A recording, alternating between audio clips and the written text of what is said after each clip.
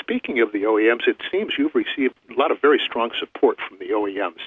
Have they provided you with any feedback on what their goals are for participating or what their vision is for the future of these types of sessions? Well, we normally really have them come to speak. They don't ask us for any feedback. They don't really try and direct us anyway. They're really reacting to our thoughts of what our audience would like to hear. So there isn't really that much communication that way. They attend the show, they send speakers, and then, of course, they gather their own ideas of what's going on. They either from the number of attendees or the kinds of questions that are asked, the other people on the podium there. So I think they're drawing their own conclusions. We don't really supply them with any kind of information unless they come up with a direct request. I haven't seen one personally. So yeah, well, it's not surprising. Having spent a number of years around the OEMs, I very much enjoy working with them, but it is sometimes a little bit difficult to get an awful lot of feedback from them because they have their own corporate technical advantages and proprietary things they're working on that they have to be careful not to disclose. But I will say that from my experience at the symposiums, the OEM participation has been very good. I think at the last one earlier this year, just about everyone who's involved and HEV manufacturing was represented and gave some type of presentation. And I know that's certainly useful to me and the other people in the supply chain. Going forward, at least from my standpoint, seeing how useful these are, I'm hoping that the plan is to continue them. What type of plans does SAE have for the future symposiums? And is there anything new that you're considering that we might look forward to?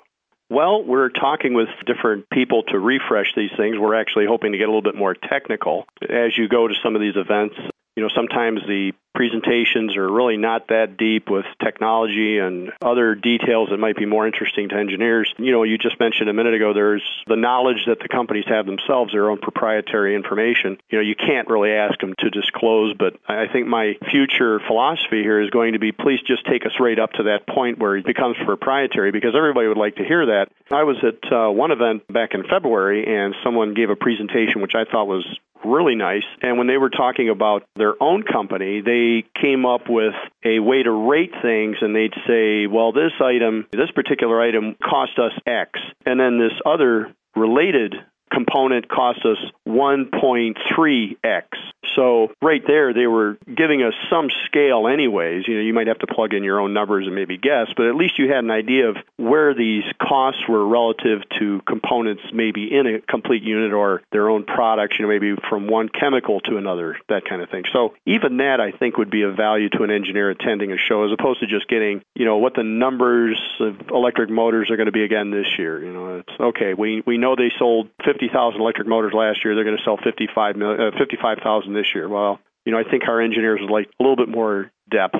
So, yeah, well, I agree with that, and we'll certainly look forward to getting a little bit more in the way of technical information out of some of the programs. I would have to say, from our viewpoint, they haven't been particularly light. It has been very worthwhile to attend and hear what the people have to say. But just like you, I also have an engineering background, and anything additional they can give me in the way of technical input, I'm always eager to receive.